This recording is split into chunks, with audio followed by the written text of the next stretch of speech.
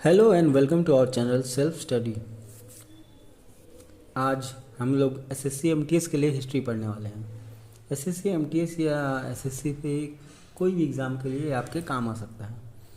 ये मेरे hand written notes हैं, इसी में से मैंने एमटीएस वाली एग्ज़ाम पास की थी और उसी से मैं आपको आज पढ़ाने वाला हूँ। अगर इसका आपको पीडीएफ फॉर्मेट में या इसकी पिक्स चाहिए तो मैं आपको भेज सकता हूँ। आप नीचे कमेंट बॉक्स में अपना ईमेल आईडी सेंड कर दीजिएगा। चलिए शुरू करते हैं बिना किसी देरी के। आज हम लोग पढ़ेंगे मगध के बारे में। मगध मोस्ट पावरफुल महाजनपद, ये 6 सेंचुरी से 2nd सेंचुरी तक था। इसमें मैट्रिमोनियल अलायंस का इस्तेमाल किया जाता था। मगध में कौन कौन से डायनेस्टी थे, चलिए आइए ये देख लेते हैं। Haryanka dynasty, Shishunaga dynasty, Nanda dynasty, Maurya dynasty, Sunga dynasty और कण्व डायनेस्टी।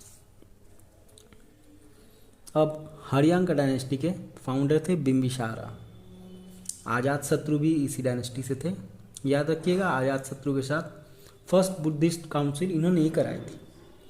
और उदयन भी इम्पोर्टेंट है, इन्होंने capital from Rajgriha to Pataliputra किया है। मैंने ये शॉर्टकट में लिखा है। इतना आप पढ़ने से आपको मैं एश्योरेंस दे सकता हूँ कि आप हिस्ट्री के क्वेश्चंस कर पाइएगा जो एसएससी एमटीएस में आते हैं। ज़्यादा डिटेलिंग में हमें नहीं जाना है, एक ब्रीफ आइडिया होना चाहिए। दूसरा शिशुनाग डायनेस्टी, उसमें थे शिशुनाग और कालाशोका। कालाशोका से रिलेटेड यही आप याद रखिएगा, उन्होंने 2nd काउंसिल कराई थी।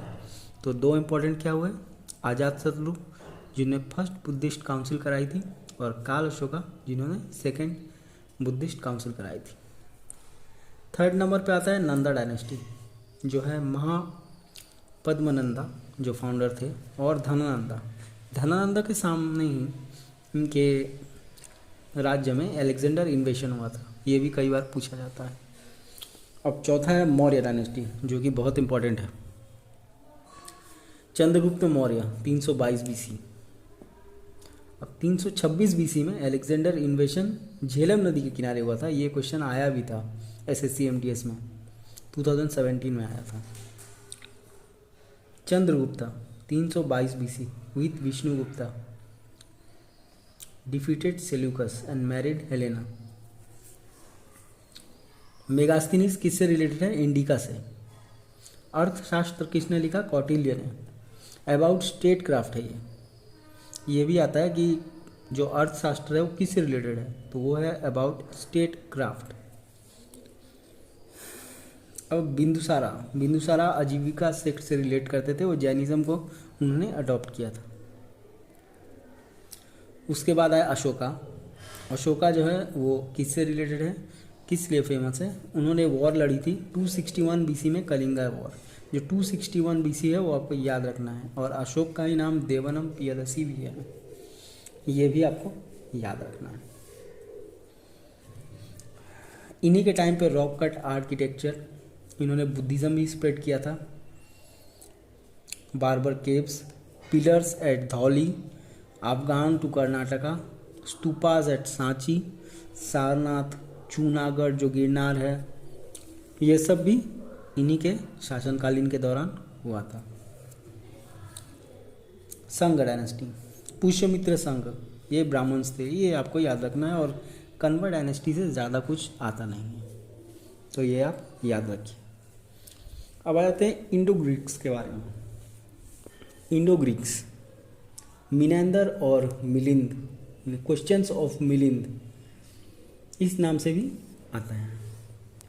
First to issue gold coins. अब आते हैं कुशान्स के बारे में। ये सेंट्रल एशिया से आए थे। गांधारा आर्ट इनका फेमस था। कनिष्क जो है वो कुशान्स के पीरियड से थे। पेशावर पुरुषपुर को कहते थे पहले, और मथुरा कैपिटल था इनका। अब 72 एडी कैलेंडर जो है वो शक कैलेंडर होता है, जो कि ऑफिशियल कैलेंडर है इंडियन गवर्नमेंट का भी। वी यूज़ ग्रेगोरियन कैलेंडर, ये आपको याद रखना है। और हिंदू कैलेंडर जो है वो विक्रम संवत है। 57 BC ahead of Gregorian calendar. अब आता है संगम एज 300 BC से 300 AD तक। Assembly of poets Tamil literature. 3 Sangam council हुए थे, ये आपको याद रखना है।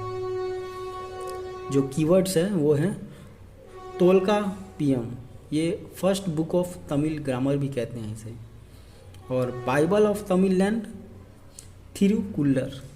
ये जो कीवर्ड्स है तोलका पीएम और थिरुकुल्लर, इन दोनों में डिफ्रेंशिएट कर लीजिएगा, ये दोनों ज़रूर आते हैं और ये आए भी थे मुझे जहाँ तक याद है।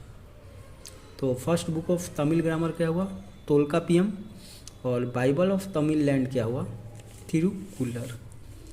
Roman coins found in this age. अब आते हैं गुप्ता एम्पायर पर। गुप्ता एम्पायर जो कि बहुत ही इम्पोर्टेंट है। फॉलोअर्स ऑफ विष्णु, वराह अवतार में ये फॉलोअर्स ऑफ विष्णु थे। हिंदू कल्चर। श्रीगुप्ता, श्रीगुप्ता गुप्ता एम्पायर के फाउंडर थे, लेकिन चंद्रगुप्ता वन जो थे उन्हें रियल फाउंडर कहा जाता है। कैपिटल था इनका पाटलिपुत्र, लेटर उज्जैन ऑल्सो। इनके बारे में इम्पोर्टेंट मैं जो बताता चल रहा हूँ आप ज़रूर याद रखें। तो पहला इम्पोर्टेंट श्री गुप्ता हैं जो फाउंडर हैं गुप्ता एम्पायर के, और रियल फाउंडर कौन है, चंद्रगुप्ता वन। उसके बाद थे समुद्रगुप्ता, वो नेपोलियन ऑफ इंडिया भी कहा जाता था उन्हें। उसके बाद आए चंद्रगुप्त टू, उन्हें विक्रमादित्य भी कहा जाता था। और फाहियान विजिट यही हुआ था। और कालिदास जो थे इन्हीं के शासनकालीन में थे, जो नवरत्न में से एक थे। कुमार गुप्ता से नालंदा यूनिवर्सिटी रिलेटेड है, मेनली बुद्धिज़्म। और अमर्त्य सेन वाइस चांसलर थे किसके, नालंदा यूनिवर्सिटी के, ये भी आपको याद रखना है। Skandagupta defeated Hund's. हुन्स एक तरह के डाकू हुआ करते थे, स्कंदगुप्त ने उन्हें हराया था, तो ये उससे रिलेटेड है। चंद्रगुप्त जो गुप्ता एम्पायर था उसे गोल्डन एज भी कहा जाता था, क्योंकि उसमें आर्ट, आर्किटेक्चर और साइंस ने काफ़ी तरक्की की थी।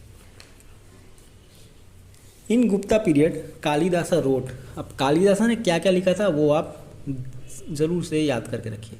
कुमार संभवम, शकुंतलम, मालविकाग्निमित्रा, उर्वशी, मेघदूत, ये सब कालिदास ने ही लिखा है। क्वेश्चन ऐसे आता है कि इनमें से 3 नाम दिए जाएंगे और एक और रहेगा, वो आपको चूज़ करना होगा। आर्यभट्ट और बारहमीरा भी गुप्त, ये इन्हीं के पीरियड में थे।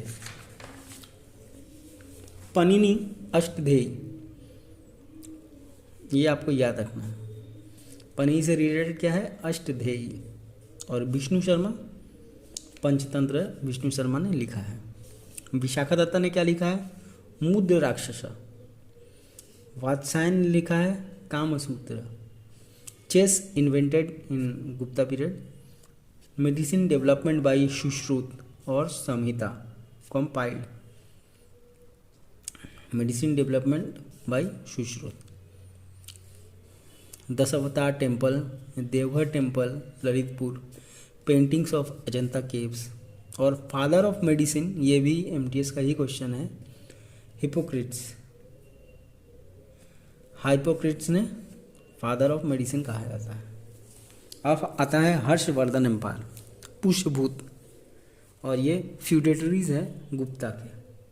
पुष्यभूत डायनास्टी, प्रभाकर वर्धन इसे रिलेटेड है। कन्नौज इनका कैपिटल था।